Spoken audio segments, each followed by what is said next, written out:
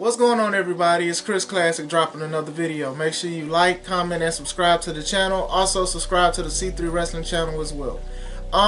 Today I'm going to drop a video about things that I do not like about WWE. I'm also going to drop soon things I like about WWE. And I'm going to do this for a lot of wrestling companies in the future. So I don't want you guys to think I'm just attacking companies. I'm giving my opinion for what I see as a viewer, as a wrestler, and as a promoter. These are my opinions and my opinions alone. Let's go into the video. The first thing that I don't like about WWE is that they're the #1 company. Now, I'm not saying, oh, I wish bad business on them, but when I say that is that you can't really tell them a lot because they've been #1 for so long. And I think they're comfortable at that throne. They're comfortable at being #1. So I don't think that they do a lot of different things because they're like, hey, if it's not broke, don't fix it.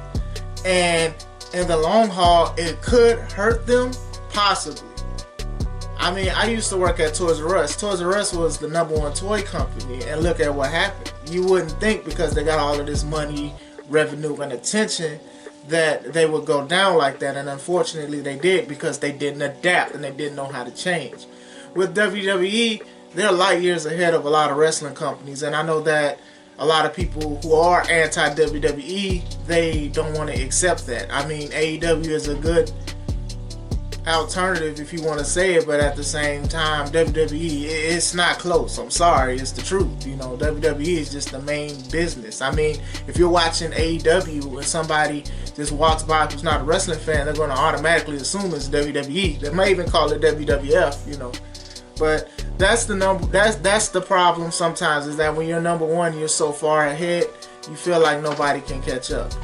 Another thing that I don't like is that they don't risk a lot. I think with Royal Rumble having Edge winning and even Goldberg coming back, you know, like I said, I was a fan of both, obviously. But at the same time, it's like, why don't you try to risk pushing the newer guys as well? You know, these guys are young, these guys are, you know, have been wrestling for a long time. Why not? And I think that WWE, they give them like a couple weeks for a chance, and that's not enough time. You know, why not build up somebody? And you see small things, but then you also see the rug just get slipped from a lot of wrestlers eventually. And it's like, oh, okay, especially with COVID and everything like that, nobody's filling out buildings with wrestling unless it's like independents and stuff like that. But other than that, it's like, why not give some of these other guys a chance? You know, these guys are very talented, you know, but it's like you go back to these older guys because they can draw, and then people who don't watch wrestling or stop watching wrestling is going to come back and look at it. But at the same time, in order to gain, sometimes you have to lose. And that's what I mean about investing into these newer guys. I think like Keith Lee is good, Ricochet is good. There's a couple of guys out there that are making a name for themselves, and it'll be dope to see them in the main event. Another thing that I don't like is that, to me, it is too many titles. WWE is the #1, but you have so many titles for each brand. Now, I see the benefits of it because you don't want to burn out one person or a couple people, but man, it's just a lot of titles to just try to keep up with. And it's like, we know that the WWE title is the most prestigious, and we know that the Universal title is like second. So it's like, okay, now as a wrestler, you say you want to be a WWE champion, you have 2 choices in one company. To me, that sounds crazy.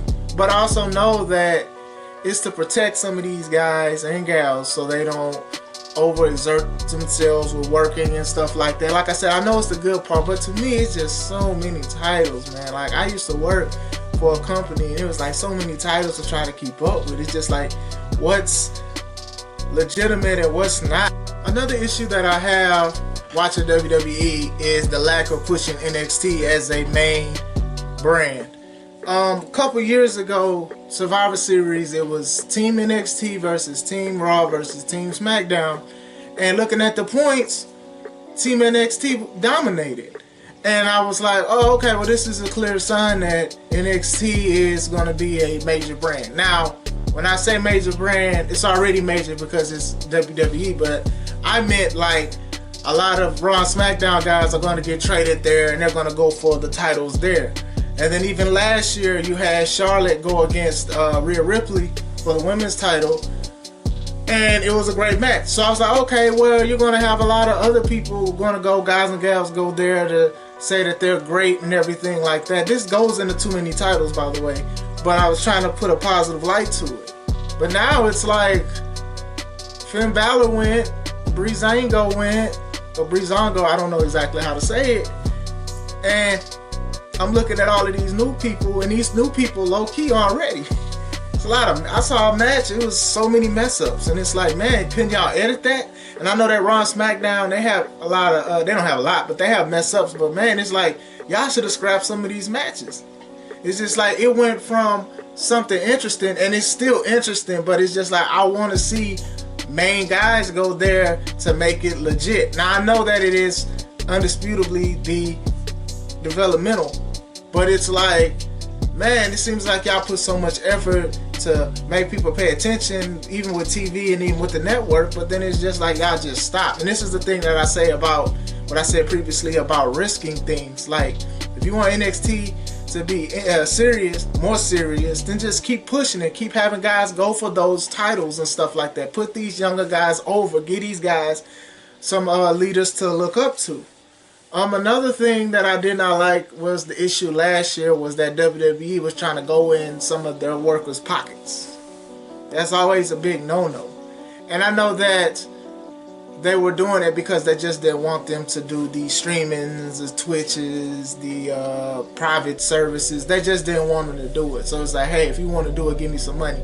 Some people left. Some people decided to quit. Some people decided to work with them. I don't like that personally. Like, I got a 9-to-5 myself, and I make a little money off of wrestling. So how I wouldn't like that if my job called me and said, hey, I need a certain percentage of your wrestling show. Like, it doesn't work that way. It shouldn't work that way. I remember a couple years back, Impact Wrestling tried to do that, something similar. They were telling people that if they were contracted by them, that if they did an indie show, that they would get a cut, and then also that they would get a cut of the merch that they sell. I don't like that. Like, to me, it's just like, nah. You know, at the time, I know that Impact kind of needed money, but WWE doesn't need this money. They're just being petty. And that's just something I didn't like. Another thing that I don't like is that I don't like how they dip and dabble into people's personal affairs, like marriages or engagements. Like, we not too long ago, we had the Rusev, Bobby Lashley, and Lana storyline. Jesus Christ. Then even then, bringing them back, you had Rusev, Lana, Dolph Ziggler, and Summer Rae. And it's just like, it's just so much stuff. And it's just like, you know, we know outside of wrestling, like, some of these people date each other and stuff like that, but just to see them kissing somebody else, it trips me out. And I know actors and actresses, they do the same thing, but nah, I just can't see my wife just kissing somebody. You know, they might be doing it to be petty. I don't know. I'm not WWE. It's other storylines that they did, you know, the Matt Edge and Lita thing, how they did that. It was interesting, especially me as a child looking at it, but at the same time, it was just something that I don't like. I don't think it's like really necessary, but WWE is known to do that with people's relationships. You know, we can go on for days, but I don't want to keep you here all day. These are a few things that I wanted to speak about, things that I don't like about WWE. Leave a comment about what you don't like. I'll talk about it too. I'll have some of my friends probably comment under it. Like I said, I'm going to do videos about what I like about WWE, and I'm also going to do this for other companies as well, what I like and what I don't like.